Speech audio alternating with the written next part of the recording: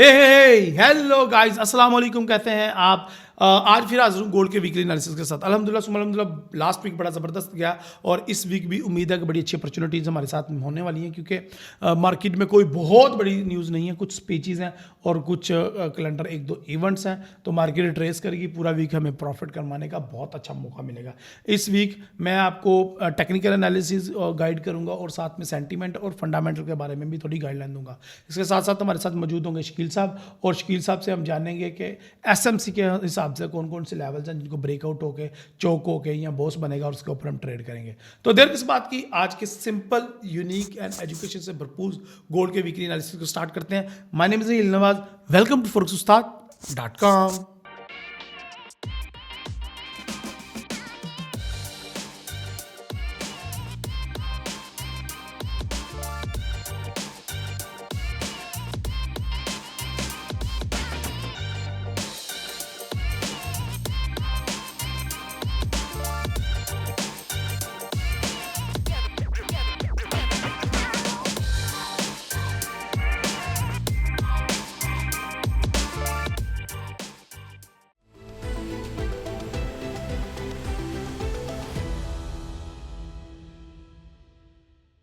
Okay guys, welcome back to the screen. सबसे पहले हम नेक्स्ट वीक के इकोनॉमिकल कैलेंडर इवेंट्स को देख लेते हैं कि कौन कौन से गोल्ड के या डॉलर के लिहाज से सबसे ज़्यादा तगड़े इवेंट इस वीक में होने जा रहे हैं। क्योंकि ये गोल्ड की वीकली वीडियो होती है, तो इसलिए हमें देखना होता है कि वीक के अंदर सबसे अच्छे इवेंट्स कौन कौन से हैं। तो अगर हम बात करें 26 फरवरी 2024 की, तो 26 फरवरी 2024 को न्यू होम सेल्स एक ऐसा डाटा है जो थोड़ा सा मीडियम इम्पैक्ट है, लेकिन कोई और रेड डाटा नहीं है। इसके बाद अगर बात करें 27 तारीख 2024 की, 27 फरवरी की, तो इसमें दो तीन डाटाज हैं इम्पोर्टेंट। ठीक है, ड्यूरेबल गुड्स हैं और गुड्स के ऑर्डर्स हैं। उसके बाद आपका मैन्युफैक्चरिंग इंडेक्स है, और सबसे सबसे बड़ा जो डाटा है मंगल वाले दिन वो है सीबी कंज्यूमर कॉन्फिडेंस। ये डाटा बहुत ज़्यादा इंपॉर्टेंट है और लीडिंग इंडिकेटर। अगर बात करें बुध की, यानी कि 28 फरवरी 2024 की, तो न्यूजीलैंड का रेट हाइक यानी कि ऑफिशियल रेट आना है।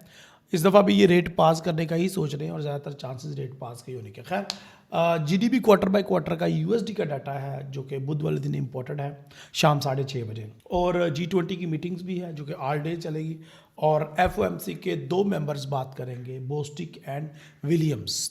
तो ये भी दिन अच्छा रहने वाला है। गो के इसमें डाटा का इम्पैक्ट कम और स्पीचेस का ज़्यादा होने वाला है।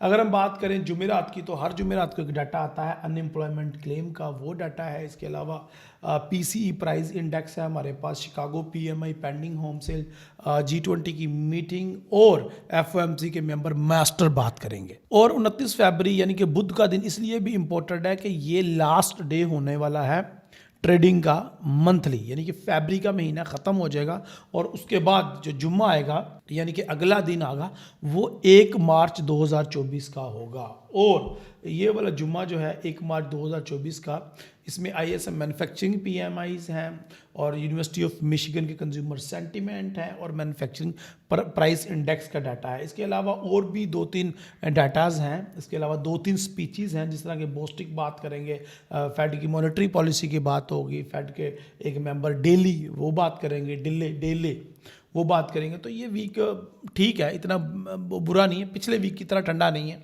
इस वीक में थोड़ी बहुत जान होगी और इस वीक में ट्रेड करने का मज़ा आएगा। सबसे पहले हम डॉलर इंडेक्स का जायज़ा ले लेते हैं जी।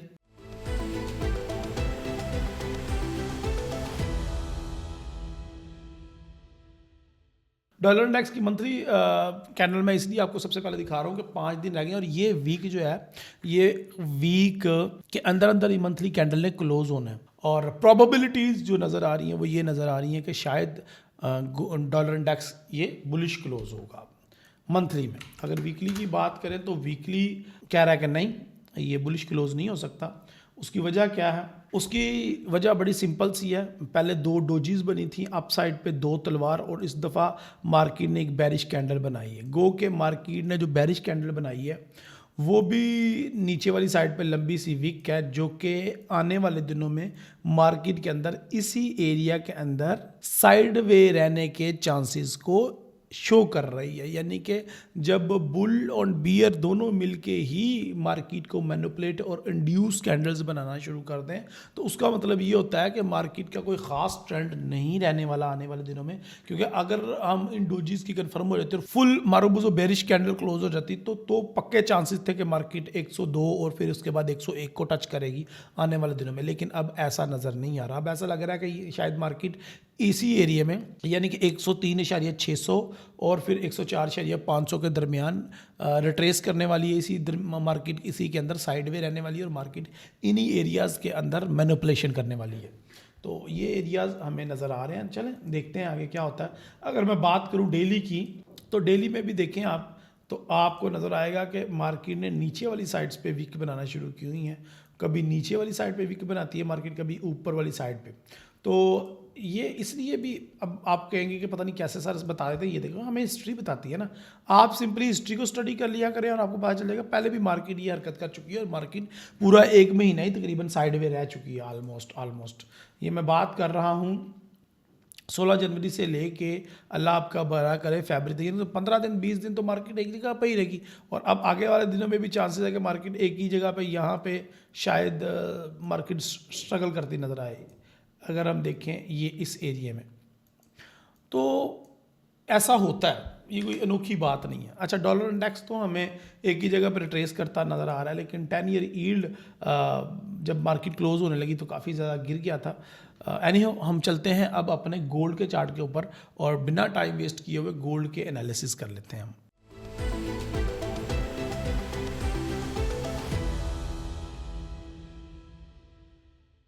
तो गोल्ड के चार्ट को सबसे पहले हम देखते हैं नेक्ड, और ये मंथली का चार्ट ओपन है और मंथ यानी कि फरवरी 2024 की कैंडल क्लोज होने लगी है गोल्ड की।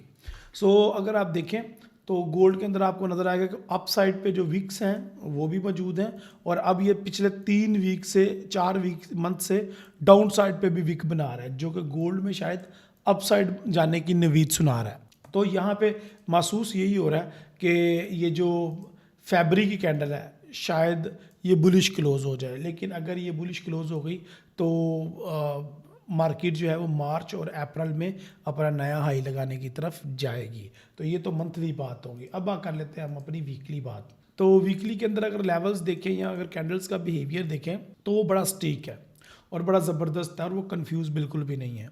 ये एक वीकली के अंदर आपको नज़र आ रही है स्पिनिंग टॉप नज़र आ रहा है मार्केट के अंदर, और उसके बाद आपको नज़र आ रहा है कि ये वाला वीक जो क्लोज़ हुआ है ये इंतहाई बुलिश मारूबुजो क्लोज़ हुआ है। तो डैट मीन कहीं ना कहीं इस पैटर्न को वो वैलिडेट कर रहा है, और कहीं ना कहीं गोल्ड ये बता रहा है कि अगले वीक यानी कि मंथ के एंड में ये कैंडल चाहे 2060 पे जाके क्लोज़ हो, यानी कि अगला वीक भी बुलिश रहने के चांसेस हैं, और 2035 से 2065 पे जाने में मार्केट को कोई टाइम नहीं लगेगा। ये ऐसा लग रहा है कि कहीं ना कहीं गोल्ड मंथली में भी और वीकली में भी हमें बुलिश ही नज़र आ रहा है। अब अगर मैं डेली की बात करूं तो डेली में मार्केट ने बुलिश जाने से पहले हमें बता दिया था, ऐसा नहीं कि अचंभे की बात की मार्केट ने। यहाँ पे एक ड्रैगन फ्लाई डोजी बनाई मार्केट ने, उसकी कन्फर्मेशन दी मार्केट ने, और उसके बाद फिर मार्केट देखे कितने प्यारे तरीके से अप साइड पर गई है मार्केट। अच्छा, लास्ट में मुझे जुमेरात को शक हुआ कि मार्केट जुमे को गिरेगी, लेकिन ये जो जुमेरात बुध और मंगल की मार्केट ने विक्स बनाई थी अप साइड पे, मार्केट ने जुमे वाले दिन उनको रिजेक्ट कर दिया और इन डोजीज का सत्यानाश कर दिया। और अब यहाँ पे जो डेली का चार्ट है उसके एनालिसिस और उसके अकॉर्डिंग जो है वो मार्केट हमें अप साइड पे ही नज़र आती है। और अप साइड पे कितना अप साइड पे नज़र आती है मैं आपको दिखा देता हूँ। मार्केट अपने दोबारा एरिया में दाखिल हो रही है और मार्केट, तो सबसे पहला मार्केट का टारगेट जो है वो 2060 और उसके बाद 2080 का टारगेट मार्केट का नज़र आ रहा है। अगर हम डेली के चार्ट को फॉलो करें तो इसमें थोड़ी बहुत रिट्रेसमेंट हो सकती है। अगर आप मेरी ट्रेंड लाइन को देखें तो यहाँ पे मार्केट शायद रिट्रेसमेंट शो करे, लेकिन जैसे ही इसको ब्रेकआउट करेगी तो उसके बाद मार्केट को ऊपर निकलने से कोई भी नहीं रोक सकता। ठीक है, तो अगर मैं बात करूं जुमे वाले दिन होने वाली मैनिपुलेशन की, तो जुमे वाले दिन मार्केट क्लोजिंग से पहले मार्केट क्यों अपसाइड पे गई, ये भी एक बड़ा इंपॉर्टेंट क्वेश्चन है। लाइव स्ट्रीम में तो हम इसको सेल करके बैठे हुए थे और सेल प्रॉफिट भी 2-3 दफ़ा सेल करके प्रॉफिट भी किया।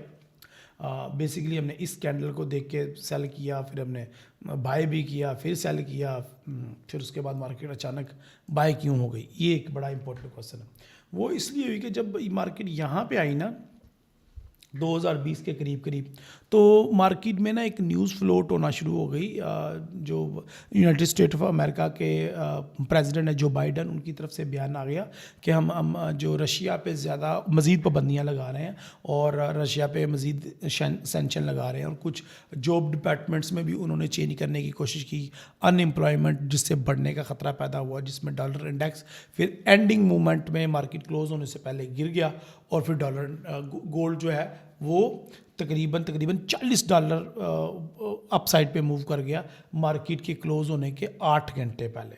तो ये बहुत बड़ी डेवलपमेंट थी। और अगर ये जो बाइडन अगर इस बयान से पीछे नहीं हटते और वाकई वो अनएम्प्लॉयमेंट बढ़ाने की बातें करते हैं, और वो बात करते हैं कि हम इन एरियाज़ में एम्प्लॉयज़ को फ़ारग करने वाले हैं, और वो ये बात करते हैं कि हम रशिया के ऊपर मज़ीद ये पाबंदियाँ लगाएंगे, और मज़ीद अग्रेसिव हो जाते हैं अपनी वोटिंग कैंपेन को लेके, हो भी सकते हैं वो। लेकिन इसका मार्केट के ऊपर असर ये होगा कि गोल्ड जो है ना वो इसका रिस्क ऑन का सेंटिमेंट लेगा, और उसके बाद गोल्ड जो है वो अपसाइड पे भागना शुरू हो जाएगा। अच्छा जी, तो अगर फंडामेंटली थोड़ा सा देखूं तो भी मुझे मार्केट जो अपसाइड पे जाती हुई नज़र आ रही है, जो बाइडन के बयानात और जो अग्रेशन है स्पीकर्स के अंदर भी और बाकी सब के अंदर भी, और जो अगर सेंटिमेंट भी देखूं तो वो भी बाय का ही है, और अगर मेरा टेक्निकल देखूं तो वो भी बाय का ही बता रहा है हमें। तो इस सारी सिनेरियो का अगर हम कंक्लूड निकालें तो वो ये निकलता है कि हमें गोल्ड में बाय की ट्रेड तलाश करनी चाहिए। तो अब हम देख लेते हैं कि वो कौन कौन से लेवल होंगे जो हमें बाय की तरफ ट्रेड लगाने में हेल्प करेंगे, और वो कौन कौन से लेवल्स होंगे जिन लेवल से हम इसको बाय करेंगे। ये सबसे पहला लेवल तो हमारे पास ये आ गया जो जुमे वाली कैंडल का लो भी था, और वो था 2020। देखें, ये तो हमें पता है कि गोल्ड जो है वो लॉन्ग टर्म बाय में है, और हमें गोल्ड को बाय ही करना है, और गोल्ड को बाय करके एक नया हाई हम देख रहे हैं इस साल गोल्ड की मार्केट के अंदर। सो अगर हम इस बात को मान लेते हैं, जो कि किसी हद तक वैलिड भी है, क्योंकि गोल्ड की ईयरली फोरकास्ट के अंदर भी हमने गोल्ड को बाय में ही देखा था, और आगे भी हम इसको बाय में ही देख रहे हैं। सो अगर इस बात को मान लिया जाए तो हमें ये ट्रेंड लाइन के ब्रेकआउट होने का वेट करना है, और उसके बाद अपनी हाई को ब्रेक होने का वेट करना है, और उसके बाद मार्केट को कोई नहीं रोकता, फिर मार्केट अपने 2150 वाले लेवल को खा जाएगी। अच्छा, एक और चीज़ आपको मैं दिखाना चाहता हूँ, जो कि ईयर के एंड पे मार्केट ने एक चवल मारी थी, यूँ आप कह लें, मार्केट ने 2147 को टच किया था, यानी कि गोल्ड की मार्केट 2150 के करीब करीब चली गई थी। लेकिन अगर आप वो देखें, इस मूवमेंट में देखें, एक आपको चीज़ नज़र आएगी, वो ये नज़र आएगी कि ये जो मार्केट में 2150 तक की मूव है ना, इसके अंदर जो बॉडी है ना वो 2070 या 2080 तक की है। तो 2150 माने तो ये $80 की विक हो गई, फिर ऑलमोस्ट लगभग 75 या $80 की ये विक बनती है, जिसके ना लेफ्ट और ना राइट कोई बॉडीज़ नहीं है, यानी कि कोई वॉल्यूम नहीं है, यानी कि मार्केट इस एरिए पे ट्रेड नहीं हुई। ये आज एक नया कॉन्सेप्ट देने वाला हूँ, क्योंकि आप हमारी गोल्ड वीकली एनालिसिस की वीडियो बड़ी मोहब्बत से देख रहे हैं, तो इस मोहब्बत का जो है वह जवाब आपको एक प्यार की और एक नॉलेज की सूरत में मैं देता हूँ। और ये है कि जब भी मार्केट किसी भी साइड पे विक लगाती है तो उस वीक के अंदर कोई इतना ख़ास बिजनेस नहीं होता, यानी कि उस वीक के पीक पे तो हो सकता है कि कुछ डिमांड पड़ी हो या सप्लाई पड़ी हो, वो मार्केट ने ले ली हो, लेकिन उसका जो दरमियान वाला हिस्सा है ना वो खाली होता है, उसके अंदर जो ऑर्डर है ना वो नहीं होते। तो मेरे ख्याल से आपको ये चीज़ को समझना चाहिए, अंडरस्टैंड करना चाहिए कि अब मार्केट इस वीक को खाएगी, और इस वीक को खाने के लिए मार्केट को, हमारा पुराना लॉजिक है कि इसको ब्रेकआउट करके अगले महीने 2 महीने के अंदर अंदर यहाँ पे अपना ट्रेडिंग वॉल्यूम बढ़ाना पड़ेगा। यस, तो ये वही एरिया है, ये ले आपका 2150 वाला। तो मार्केट के अंदर जो $80 के अंदर विदाउट ट्रेड के अंदर मार्केट ने गैप मारा, विक मारी, अब मार्केट उसको फिल करेगी। जिस तरह मार्केट गैप फिल करती है ना, इस तरह विक्स को भी फिल करती है मार्केट। तो ये वो चीज़ है जो मैं आपको सिखाना चाह रहा था, पढ़ाना चाह रहा था और बताना चाह रहा था।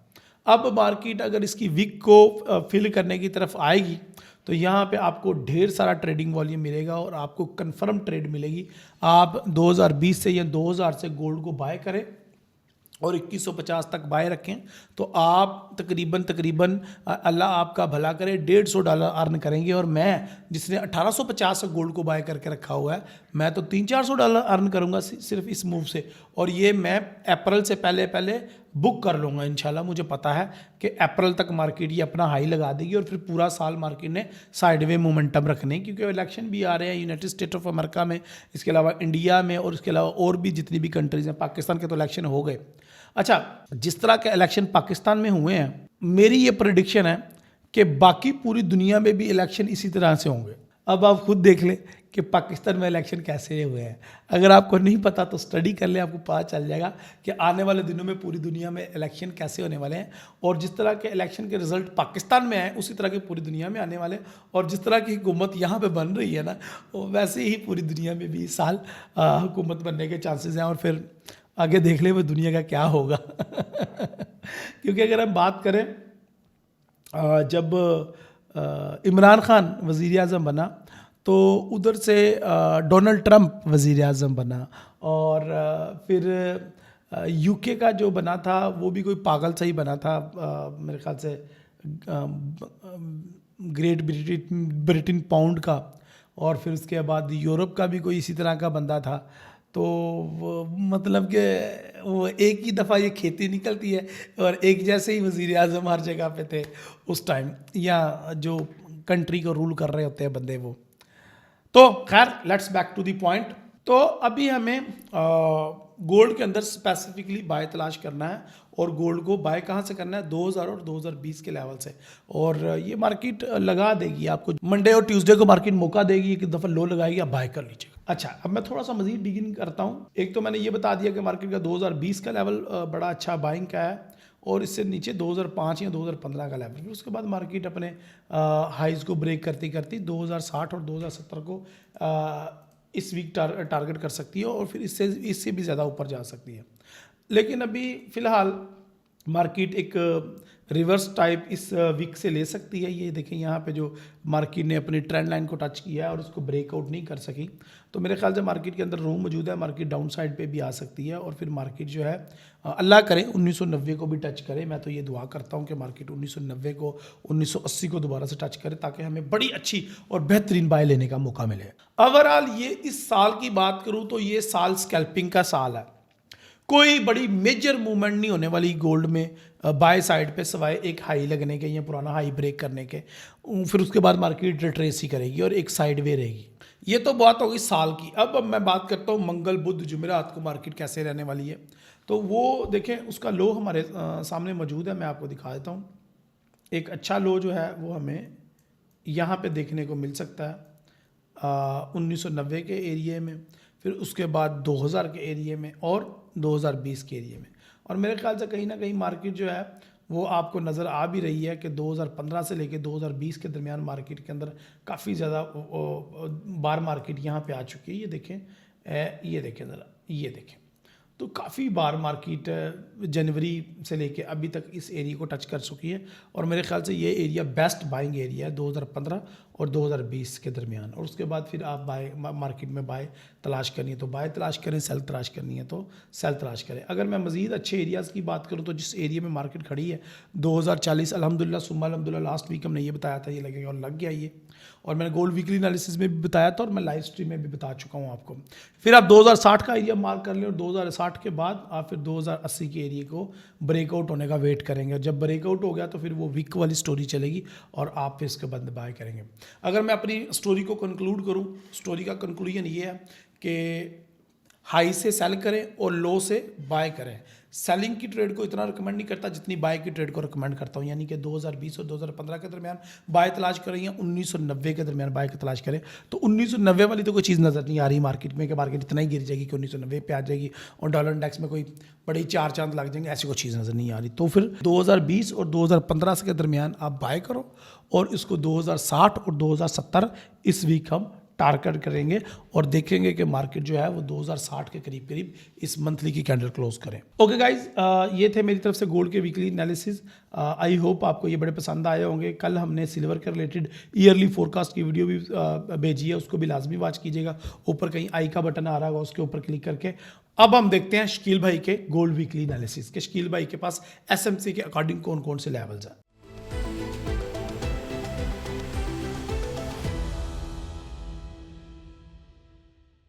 अस्सलाम वालेकुम। आज अगर हम एसएमसी की बात करें, एसएमसी के लिहाज से H4 के चार्ट के अंदर मैं काफ़ी दफ़ा बता चुका हूँ कि H4 के में हमारे पास वैलिड जो कंफर्मेशन है वो H4 में स्ट्रक्चर जो है बाय की तरफ हमें नज़र आ रहा है। तो मैं तो H4 के लिहाज से अभी तक बाय में ही देख रहा हूँ और बड़े अच्छे तरीके से मार्केट ने जो हमारे पास लास्ट ऑर्डर ब्लॉक निकल इंटरनल स्ट्रक्चर के अंदर जो लास्ट ऑर्डर ब्लॉक था मार्केट ने उसके अंदर टैब किया 1984 के ऊपर और उसके बाद बाय में जाना स्टार्ट हो गया है। और बाय में क्यों जा रही है, किस वजह से, इसकी भी कहानी हम छोटे टाइम फ्रेम के अंदर समझने की कोशिश करेंगे। तो अभी आने वाले वक्त में अभी तक इम्पल्स मूव जो बाय साइड में चल रही है, तो मैं इसको बाय में देख रहा हूँ H4 के लिहाज से कि मार्केट ने अपना वैलिड ऑर्डर ब्लॉक टैब किया है। अब मार्केट दोबारा बाय साइड में जा सकती है और इसकी मज़ीद इसको देखने के लिए कि कहाँ तक जा सकती है, कहाँ पे हमें रिजेक्शन हो सकती है, कहाँ पे हमें, तो ये सबसे पहले हम इस वीक में देखेंगे क्या क्या होने वाला है, नई डेवलपमेंट क्या हो सकती हैं। M15 का चार्ट मेरे पास ओपन है। M15 के अंदर हमारे पास जो स्ट्रक्चर चल रहा था वो सेल का था। 1984 के ऊपर जब मार्केट ने इसको टैब किया है, टैब करने के बाद वैलिड कंफर्मेशन बाय की तरफ हमारे पास आई थी M1 के अंदर, तो हमने इसको बाय भी किया था। तो अब मार्केट ने चेंज ऑफ करेक्टर का साइन दे दिया है। चेंज ऑफ करेक्टर का जब मार्केट ने साइन दे दिया और कल के दिन मार्केट ने दोबारा से ब्रेक ऑफ स्ट्रक्चर दिया है। ब्रेक ऑफ स्ट्रक्चर के बाद हमारे पास जो वैलिड ऑर्डर ब्लॉक्स हैं कि मैं कहाँ पे देख रहा हूँ कि मार्केट दोबारा किन लेवल्स को टैब करेगी और फिर बाय की तरफ चलेगी, क्योंकि स्ट्रक्चर M15 का बाय साइड में है, तो मैं इसको बाय साइड में ट्रेड करूंगा। तो बाय साइड में ट्रेड कहाँ किन किन लेवल से बाय ट्रेड बना सकता हूँ मैं। सबसे पहले जो मेरे पास एक फर्स्ट ऑर्डर ब्लॉक है, डिसीजनल पीओआई मेरा जो है वो 2029 से लेके 2024 तक मेरा ऑर्डर फ्लो है। और अगर मैं वैलिड ऑर्डर ब्लॉक की बात करूँ तो वो जस्ट 2026 से लेकर 2028 तक है। अगर मार्केट इस लेवल के ऊपर आके टैब करती है तो मैं सिंगल एंट्री भी बना सकता हूँ, सिंगल टैप एंट्री भी, और मेरा टीपी फर्स्ट टीपी जो जाएगा वो 2041 के लेवल को जो हमारे पास लास्ट हाई लगा है। उसके बाद इसका जो एसएल होगा मेरा वो 2026 के लेवल पर होगा। और अगर यहाँ पे आके मार्केट चेंज ऑफ करेक्टर का साइन देती है छोटे टाइम फ्रेम के अंदर एम के अंदर, या फिर यहाँ पर कोई कैंडलस्टिक का पैटर्न ड्रा होता है, हो सकता है मार्केट में थोड़ी सी वीक नीचे लगाए, इस ऑर्डर फ्लो के अंदर मार्केट टैब करके फिर ऊपर की तरफ निकले, तो मुझे यहाँ पे इंतजार रहेगा इस जोन के अंदर के मार्केट, क्योंकि मार्केट में एरिया ऑफ इंटरेस्ट यही है। ठीक है, तो अगर मुझे अपना डिसीजनल पीओई मेरे जो पास है 2027 का लेवल लगा लेता हूँ मैं, यहाँ पे मार्केट आके टैब करके मुझे कंफर्मेशन दे तो मैं यहाँ से बाय करूँगा इसको। अदरवाइज अगर मार्केट यहाँ पे कंफर्मेशन ना दे, ओनली कंसोलिडेशन करके या फिर डायरेक्ट मार्केट प्राइस जो नीचे की तरफ निकल जाए, तो लास्ट मेरे पास जो ऑर्डर ब्लॉक है एक्सट्रीम लेवल के ऊपर 2017 का, दो ही ऑर्डर ब्लॉक्स होते हैं, बाकी सब फारिग हैं। दो ऑर्डर ब्लॉक 2016 का लेवल और 2026 का 27 का लेवल, तो इन दो लेवल्स के ऊपर मार्केट आके टैब करती है, कंफर्मेशन देती है, तो हम छोटे टाइम फ्रेम के अंदर M1 के अंदर स्ट्रक्चर समझ के उसी वक्त ट्रेड करेंगे इन लेवल से। तो इसे मैं अब और थोड़ा सा मज़ीद इसकी डेप्थ में जाना चाहूँगा। डेप्थ में जाने के लिए ये मैं अपने पास M1 का चार्ट ओपन करूँगा। अभी M1 में क्या चल रहा है, बेसिकली M1 के अंदर जो हमारे पास इस लेवल के ऊपर 2016 के लेवल से यहाँ पे 2022 के ऊपर चेंज ऑफ करेक्टर का साइन हमें मिला था और मार्केट बार बार अपने वैलिड ऑर्डर ब्लॉक्स लेके M1 के अंदर स्ट्रक्चर ड्रा कर रही थी बाय साइड में। और कल के दिन इसने भरपूर यहाँ पे एक ट्रायंगल भी ड्रा हो रही थी, ट्रायंगल की कंफर्मेशन के बाद मार्केट फिर भागी है ऊपर की तरफ। तो अब मार्केट ने अपनी इंड्यूसमेंट ले ली हुई है, अपना हायर हाई कन्फर्म कर लिया हुआ है। जब मार्केट अपना हायर हाई कन्फर्म कर लेती है ना, तो जो मार्केट के अंदर ऑर्डर ब्लॉक्स ऑर्डर फ्लोज हैं वो लेने के लिए मार्केट लाजमी नीचे आती है। तो अब वही लेवल आ रहे हैं जो अगर M1 का हम चार्ट देखें तो सबसे पहले जो फर्स्ट हमारे पास ऑर्डर ब्लॉक आ रहा है, जो हमारा डिसीजनल पे है, जो ये ऑर्डर फ्लो है, ये भरपूर ऑर्डर फ्लो है जिसको अभी तक मिटिगेट नहीं हुआ। तो कौन सा लेवल आ रहा है जी, 2027-26 का लेवल आ रहा है, 24 का लेवल आ रहा है। और हमारे पास हायर लो कहाँ पे है जी, 2024 के लेवल के ऊपर। अगर हायर लो, अब समझें ज़रा, सबसे पहले M15 के अंदर हमारे पास डिसीजनल पीआई थे और एक्सट्रीम लेवल के ऊपर पीओआई था। अब M1 के अंदर जब हम आएंगे तो हमारे पास सिर्फ एक पीओआई है।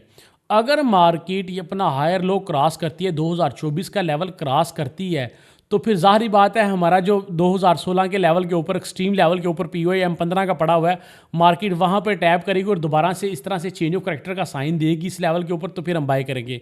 अदरवाइज अगर M1 के स्ट्रक्चर के ऊपर मार्केट चलती है तो मार्केट इसी ऑर्डर फ्लो के अंदर से 2028 से लेकर 2026 का लेवल आ रहा है 25 का, तो अगर इसको मजीद फिल्टर हम करते हैं, अगर ऑर्डर ब्लॉक तलाश करने की कोशिश करते हैं, तो हमारे पास जो फर्स्ट ऑर्डर ब्लॉक निकल के आता है ना, वो ये वाला लेवल है। तो ये भी तकरीबन सेम है। तो हम ऑर्डर फ्लो के ऊपर ही रहेंगे। M1 का चार्ट है हमारे पास, तो इसी का हम वेट करेंगे कि मार्केट इस लेवल को टैप करे और कन्फर्मेशन दे। अगर कन्फर्मेशन यहाँ इस लेवल के ऊपर मार्केट नहीं देगी तो फिर हायर लो के ऊपर लिक्विडिटी स्वीप के ऊपर कन्फर्मेशन हो सकती है। अदरवाइज फिर मार्केट इस जहाँ पे चेंज ऑफ करैक्टर का साइन बनाएगी मंडे को या ट्यूसडे को, तो फिर हम वेट करेंगे 2016 के हमारा जो एक्सट्रीम लेवल का और पीओआई है। तो ये तो एसएमसी के हवाले से MH4 के अंदर, M15 के अंदर, M1 के अंदर जो स्ट्रक्चर मुझे नज़र आ रहा था एसएमसी के हवाले से मैंने आपके साथ शेयर कर दिया। अब मैं इसमें मज़ीद दो चीज़ें ऐड करूँगा। फर्स्ट जो हमारी होगी वो होंगे लेवल्स, हाई और लो के लेवल हमारे पास क्या निकल के आ रहे हैं जी। सबसे पहले H4 का चार्ट ओपन करता हूँ, इसमें मज़ीद H1 का कर लेता हूँ, वो ज़्यादा फिल्टर हो जाएगा। ओके जी, क्या हो रहा है जी, मार्केट अपना लो ले रही है, यहाँ पे लिक्विडिटी स्वीप हो रही है और मार्केट ऊपर की तरफ निकल रही है। हमेशा इसी तरह से मार्केट वर्क करते हैं, हमेशा मार्केट अपने हाई और लो के ऊपर लिक्विडिटी स्वीप करने के बाद मूव करती है। तो अब H4 का अगर चार्ट मैं ओपन करता हूँ आपके सामने, ये देखो हमें वाज़ेह H4 के चार्ट के अंदर लिक्विडिटी स्वीप नज़र आ रही है। प्रीवियस डेली लो फ्राइडे वाले दिन मार्केट ने लो अपना लिया और इस लेवल के ऊपर 2018 को लिक्विडिटी स्वीप हुई है। जब यहाँ पे लिक्विडिटी स्वीप हुई है फिर उसके बाद फिर मार्केट दोबारा ऊपर की तरफ जाना स्टार्ट हो गई है। तो ये कुछ चीज़ें हैं जिन्हें हमें अब हमारे पास जो प्रीवियस वीकली लो आ रहा है वो 2009 का लेवल है, जहाँ पे मंडे वाले दिन मार्केट स्टार्ट हुई है 2009 का लेवल, और फ्राइडे वाले दिन जहाँ पे मार्केट ने अपना हाई लगाया है वो 2041 का लेवल है। अब इस लिहाज से जब मार्केट मंडे वाले दिन स्टार्ट होती है तो हम देख सकते हैं कि मार्केट वाज़ेह तौर पे यहाँ तो प्रीवियस डेली हाई भी है, प्रीवियस वीकली हाई भी है। यहाँ पे आगे एक छोटी सी वीक लगाती है 2043-44 तक लिक्विडिटी स्वीप करती है और एक अच्छी सी प्यारी सी कैंडल की कंफर्मेशन देती है या चार्ट पैटर्न कंफर्मेशन देती है। हम इस लेवल से इसको सेल कर सकते हैं। अगर मार्केट वैसे मुझे ज़्यादा मेरे पास जो चांसेस हैं वो वही लेवल है कि मार्केट 2024-25 का या 2016 का लेवल पहले टैप करेगी, उसके बाद फिर ऊपर की तरफ दोबारा स्टार्ट होगी जाना। तो ये इसमें हम साथ साथ प्रीवियस वीकली लो जो है ना और डेली लो के ऊपर काम करते रहेंगे। अभी तक जो हमारे पास डेली फ्राइडे वाले दिन का लो 2016 का ही है और 2041 का लेवल हमारे पास आ रहा है लास्ट प्रीवियस डेली हाई। तो इसी बिहार के ऊपर हमने ट्रेडिंग करनी है इन हाई और लोज के ऊपर लिक्विडिटी स्वीप दे के। अब जो लास्ट चीज़ मैं आपको दिखाने वाली है बड़ी मज़ेदार होने वाली है। लास्ट वीक में मैंने बताया था कि जहाँ पे मार्केट का सबसे हाई वॉल्यूम पड़ा हुआ है 2030 से 34 का लेवल है। तो अगर मार्केट निकलती है नीचे की तरफ सेल की तरफ या बाई की तरफ तो 2030 का लेवल लाजमी मार्केट टेस्ट करेगी। तो मार्केट ने इस वीक के अंदर कितनी दफ़ा ये वाला लेवल टेस्ट किया है। मंडे वाले दिन मार्केट स्टार्ट हुई है, मार्केट डायरेक्ट अपने 2030 का लेवल टैप करने चलिए 2030 का लेवल टैप किया है। फिर अपना एक जो हमारे पास डेली हाई था मार्केट उसके ऊपर लिक्विडिटी स्वीप की 2030 के लेवल के ऊपर फिर से सेल किया, हमें कन्फर्मेशन मिली। फिर मार्केट ने दोबारा अपने लो के ऊपर लिक्विडिटी स्वीप किया प्रीवियस डेली लो के ऊपर, वहाँ पे लिक्विडिटी स्वीप करने के बाद मार्केट फिर 2030 से 34 का लेवल, क्योंकि 34 से लेवल की अगर कन्फर्मेशन होती है, स्ट्रॉन्ग कन्फर्मेशन होती है तो हो सकता है मार्केट यहाँ पे इसको टेस्ट करके फिर ऊपर की तरफ निकले। जिस तरह से अब हमें नज़र आ रहा है ये H1 का चार्ट है, मार्केट ने कैंडल बनाई ऊपर की तरफ, ये नेक्स्ट कैंडल ने कन्फर्मेशन नहीं दी और अब उससे नेक्स्ट कैंडल ने इसकी कन्फर्मेशन दिया कि जी ऊपर जा सकती है, लेकिन अब दोबारा से मार्केट इसको रीटेस्ट कर रही है 2034 का लेवल। अब अगर मार्केट दोबारा से इस लेवल के इस जून के अंदर 2034 से लेकर 30 के जून के अंदर दाखिल ना हो और यहाँ पे जस्ट एक विक लगे और विक लगने के बाद एक स्ट्रॉन्ग कैंडल इस तरह की कैंडल हमें बाय साइड में नजर आए तो फिर ये हमारा जो एसएमसी का स्ट्रक्चर है वो तो ऑलरेडी बाय साइड में है, फिर वो हमारे जो ऑर्डर ब्लॉक्स हैं, ऑर्डर फ्लो है, वहाँ पे हमें एंट्री नहीं मिल सकेगी। फिर हमें इसी लेवल के ऊपर 2035 के 34 के लेवल के ऊपर ही अपनी एंट्री बनानी पड़ेगी, क्योंकि मार्केट 2034 के लेवल से ऊपर की तरफ जा रहे हैं। अब उसके अगर मार्केट 2034 के लेवल के अंदर दाखिल हो जाती है, 30 के लेवल तक आती है, तो फिर जो हमारे पास लास्ट वीकली वॉल्यूम आ रहा है ना, वो 2027 से लेकर 2029 का लेवल है, और लास्ट 2 डे का वॉल्यूम 2024 से लेकर 22 तक।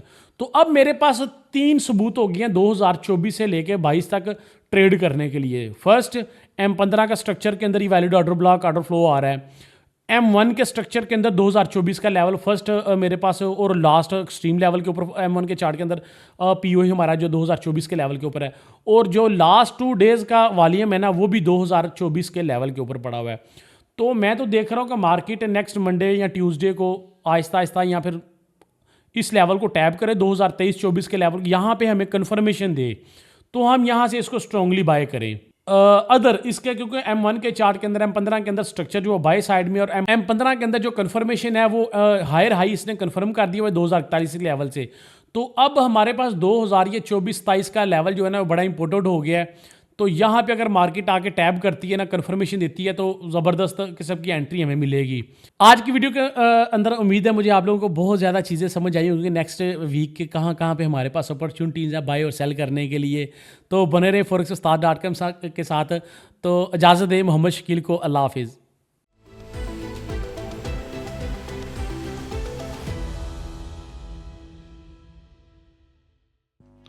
जी, बिस्मिल्लाहिर्रहमानिर्रहीम। स्टार्ट करते हैं इस वीक का फंडामेंटल पॉइंट ऑफ व्यू। हम क्विकली ओवरव्यू करेंगे जो लास्ट वीक का डाटा है उसमें। लास्ट वीक का डाटा जो है ये हमें क्या बता रहा है, स्पीकर ज़्यादा थे और स्पीकर जितने भी हैं उन सब का एक ही बायस है कि वो अभी डिले करना चाह रहे हैं जो रेट कट्स हैं। ये हम देख चुके हैं 2024 के स्टार्ट से मार्च के अंदर रेट कट एक्सपेक्टेड थे, और अब भी जो हैं वो रेट कट्स हमें जो है ये मई और जून में शिफ्ट होते हुए नज़र आ रहे हैं। अगर हम देख भी लें तो हमें आइडिया भी हो जाएगा कि इस वक्त रेट कट्स की क्या सिचुएशन है। मार्च ऑलमोस्ट प्राइस्ड है 96%, मींस के रेट नो चेंज है, सेम रहेगा। ठीक हो गया। और अगर हम अब देखते हैं मई के अंदर, तो मई में भी इस वक्त 73, ये प्रोबेबिलिटी कुछ थोड़ी सी ड्रॉप हुई है। ये कुछ दिनों पहले जो है ना ये 80% से भी ऊपर थी, तो ये अभी भी जो है ये बता रही है कि फ़िलहाल फेडरल रिज़र्व को इतनी जल्दी नहीं है कि वो रेट कट्स की तरफ जाए। ठीक हो गया। हाँ, यहाँ पर मैं अगेन बता रहा हूँ ये फंडामेंटल पिक्चर है और ये 24 फेब तक की है। इसके अंदर कोई भी डेवलपमेंट इस रिलीज़ के बाद इसके इन सिनेरियोज़ को डिस्टर्ब कर दे तो उसका इम्पेक्ट लाजमी तौर पे येलो मेटल पे आ सकता है। ठीक है। सो अगर मैं लास्ट वीक को सम अप करूं तो फंडामेंटल परफॉर्मेंस से सर्विस सेक्टर को छोड़ के बाकी तमाम एरियाज़ में US डॉलर की अच्छी परफॉर्मेंस थी। ठीक हो गया। मेंबर्स का हमें आइडिया हो चुका है वो क्या कह रहे हैं। आगे चलते हैं कि नेक्स्ट वीक में हमारे पास क्या इंपॉर्टेंट एक्टिविटी है और वो किस तरीके से मार्केट को एंकर कर सकती है। इन तमाम एक्टिविटीज़ में से जो मैं समझूंगा ना, वो सबसे ज़्यादा जो इम्पोर्टेंट्स है वो कोर PCE का डाटा है। क्यों? क्योंकि फेडरल रिज़र्व का ये जो है सबसे इम्पोर्टेंट प्रॉफिट गेज है इन्फ्लेशन को मेजर करने का। ठीक है। अब हम CPI PPI को इंक्रीज़ देख चुके हैं, और अगर उस चीज़ को हम जहन में रखते हैं, यहाँ कोई हमें इंक्रीज़ देखने को मिलता है। सॉरी, ये थर्सडे को है, थर्सडे। और अगर हम देखते हैं कोर प्राइस इंडेक्स, तो इसके अंदर इंक्रीज़ देखा जा रहा है। अब ये इससे बेटर आ जाता है। ठीक है। तो ये दोबारा से उस थॉट को कंफर्म करेगा कि अभी हमें रेट कट नहीं करने, अभी हमें और फर्दर चीज़ों को देखना है, कंज्यूमर सेंटीमेंट को देखना है, इन्फ्लेशन के नंबर्स को देखना है। तो इसका मतलब है कि मार्च तो खैर हो चुका है ना, और शायद ये वाली प्रोबेबिलिटीज़, क्योंकि बिफोर मई इस तरह के 2-3 डाटे आने हैं, तो ये प्रोबेबिलिटीज़ फर्दर जो है ना वो रेट कट्स को पुश करेंगी, अनलेस देन कि कोई भी ऐसी चीज़ जो बियॉन्ड फाइनेंशियल्स हो, मतलब कोई बैंक स्ट्रेस टाइप, कोई बैंक कोलैप्स का या कुछ इस तरह का एलिमेंट नहीं डेवलप होता, तो डॉलर के अंदर पुल बैक के ऊपर अभी भी अप जाने की सलाहियत मौजूद है।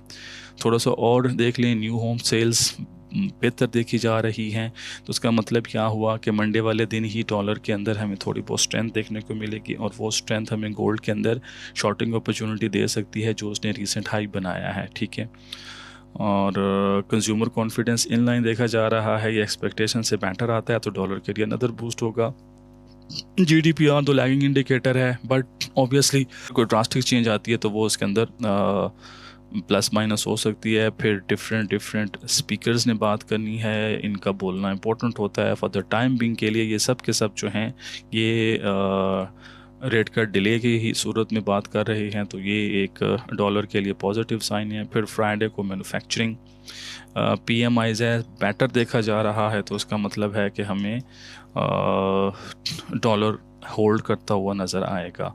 अब अगर स्पेसिफिक हो के गोल्ड की बात कर ली जाएंगे, हम अगर वीकली का देख लें तो वीकली के कैंडल में हमें वॉल्यूम कम नज़र आया। बाकी टेक्निकल पॉइंट ऑफ व्यू यकीनन राहील ने बताना है, बट मेरे पर्सनल हिसाब किताब से जो मुझे फंडामेंटल पॉइंट ऑफ व्यू की डेवलपमेंट नज़र आ रही है, आई स्टिल थिंक कि जो ये वाला जोन है this is again a shorting zone, unless then कि कोई भी अनयूजुअल चीज़ डेवलप नहीं होती, ये अभी भी शॉर्टिंग जोन है। और अगर हम इसको अब ओपन इंटरेस्ट की मदद से देख लें, ओपन इंटरेस्ट इन लाइन हो के और ये एक बड़ी शो कर रहा है। मैंने अभी कॉन्ट्रैक्ट चेक नहीं किए ना, तो बाज़ औक़ात ये 20-22 के तारीख में ना कॉन्ट्रैक्ट रोल ओवर का टाइम होता है, और ये इस तरह का जो बिहेवियर है ये इन डेट्स में ना, तो कॉन्ट्रैक्ट रोल ओवर होते हैं ना, एक कॉन्ट्रैक्ट से दूसरे में स्विच होते हैं, तो इस तरह के ये नंबर आ जाते हैं, लेकिन कोई इतने बड़े भी नहीं हैं। 6000 कॉन्ट्रैक्ट ऐड हुए हैं। और अगर हम डेली की कैंडल के बिहेवियर को देखें तो जो क्लोज बता रहा है, तो उसका मतलब क्या हो सकता है कि जहाँ इसमें बायर एंटर हुए हैं, वॉल्यूम कम है, तो इसमें शॉर्ट पोजीशन भी ओपन हो सकती हैं। इसके अलावा अगर हम कमिटमेंट ऑफ ट्रेडर रिपोर्ट के नंबर्स को देख लें तो थोड़ा हमें आइडिया हो जाएगा। यहाँ पर हमें दोनों एंड के ऊपर एग्जिट नज़र आ रही है, ठीक है। लॉन्ग प्रॉफिट टेकिंग ये लास्ट 2 वीक से चल रहा है, और इस वीक में हमें शॉर्ट में भी प्रॉफिट टेकिंग नज़र आ रही है। तो इसका मतलब क्या है कि गोल्ड की पोजीशन से ना ग्रेजुअली एग्जिट लिया जा रहा है, ठीक है। बोथ एंड के ऊपर एग्जिट चल रहा है, तो इसका मतलब है कि वो किसी बिग लेवल के या किसी और हिसाब के वेट में हैं, क्योंकि ये चीज़ कोई एक डिसाइसिव नहीं है। बायर्स भी एग्जिट ले रहे हैं, शॉर्ट भी पोजीशन बंद कर रहे हैं, तो इट मींस कि प्राइस अभी इसी रेंज में रहेगी। और फिर हम अगर कैलेंडर की मदद से देखते हैं तो हमें गोल्ड को फिर बोथ एंड पे ट्रेड करने की ना अपॉर्चुनिटी मैसर आ सकती है। इस फ्राइडे की हिसाब से पहले हमारा ये एक बेस्ट जोन था प्राइस के ही, और कई दफ़ा मतलब एंटायर वीक में हमें शॉर्टिंग अपॉर्चुनिटी मिली।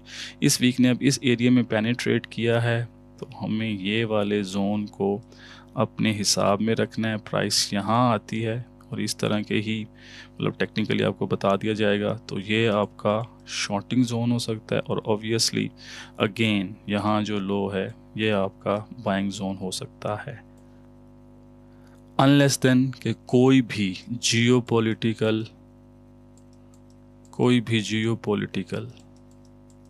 ठीक हो गया। ढेर सारी चीज़ें चल रही हैं। अगर आप फाइनेंशियल जूस वगैरह पे देखते हैं तो काफ़ी न्यूज़ हैं।